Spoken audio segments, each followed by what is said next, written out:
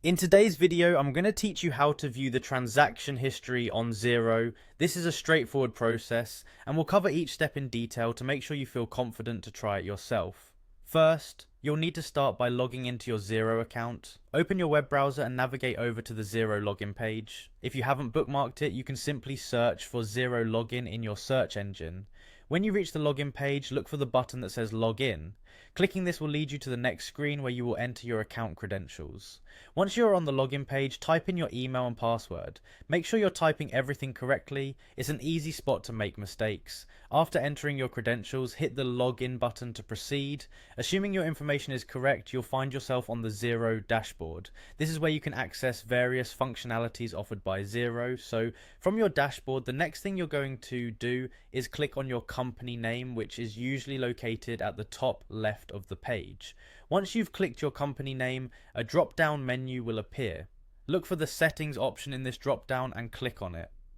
After opening the settings menu, you might notice several options available for adjusting different parts of your account. For more detailed adjustments, you'll want to look for a link that says looking for advanced settings.